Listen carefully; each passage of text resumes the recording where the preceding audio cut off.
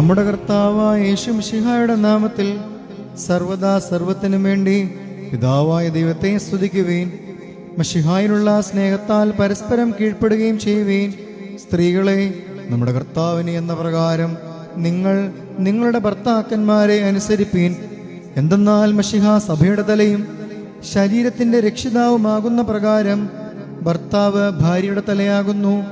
സഭ മിശിഹായ്ക്ക് കീഴ്പ്പെടുന്ന പ്രകാരം തന്നെ ഭാര്യമാരും അവരവരുടെ ഭർത്താക്കന്മാർക്ക് സകലത്തിലും കീഴ്പ്പെടണം. ഭർത്താക്കന്മാരെ, മിശിഹ തന്റെ സഭയെ സ്നേഹിക്കുകയും അവളെ വിശുദ്ധീകരിക്കുവാൻ വേണ്ടി തന്നെ തന്നെ സമർപ്പിക്കുകയും ചെയ്തതുപോലെ നിങ്ങൾ ഭാര്യമാരെ സ്നേഹിക്കണം. അവൻ സഭയെ വിശുദ്ധീകരിക്കുന്നതിന് ജലം കൊണ്ട് കഴുകി വചനത്താൽ വെണ്മയുള്ളതാക്കി. ഇത് അവളെ കറയോ ചുളിവോ മറ്റു കുറവുകളോ ഇല്ലാത്ത മഹത്വപൂർണയായി തനിക്ക് തന്നെ പ്രതിഷ്ഠിക്കുന്നതിനും അവൾ കളങ്കരഹിതയും പരിശുദ്ധയുമായിരിക്കുന്നതിനും വേണ്ടിയാണ്. അതുപോലെ തന്നെ ഭർത്താക്കന്മാർ സ്വന്തം ശരീരങ്ങളെ എന്ന പോലെ ഭാര്യമാരെ സ്നേഹിക്കേണ്ടതാകുന്നു. എന്നാൽ തന്റെ ഭാര്യയെ സ്നേഹിക്കുന്നവൻ തന്നെ തന്നെയാകുന്നു സ്നേഹിക്കുന്നത്. ആരും ഒരിക്കലും സ്വന്തം ശരീരത്തെ ദ്വേഷിക്കുന്നില്ലല്ലോ. പിന്നെയോ മിശിഹ സഭയ്ക്ക് വേണ്ടി എന്നതുപോലെ അതിനെ പോഷിപ്പിക്കുകയും അതിനുവേണ്ടി ഉത്സാഹിക്കുകയും ചെയ്യുന്നു. നാം അവിടുത്തെ ശരീരത്തിന്റെ അവയവങ്ങളാണ്.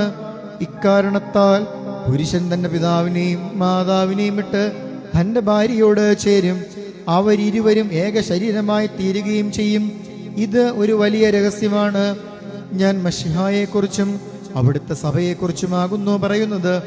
അപ്രകാരം തന്നെ നിങ്ങൾ ഓരോരുത്തരും തന്നെ എന്ന പോലെ തൻ്റെ ഭാര്യയെ സ്നേഹിക്കണം. ഭാര്യയാകട്ടെ സ്വഭർത്താവിനെ ആദരിക്കുകയും വേണം. മക്കളെ, നിങ്ങൾ കർത്താവിനെ ഓർത്ത് മാതാപിതാക്കന്മാരെ അനുസരിപ്പീൻ. എന്തെന്നാൽ അത് നീതിയാകുന്നു.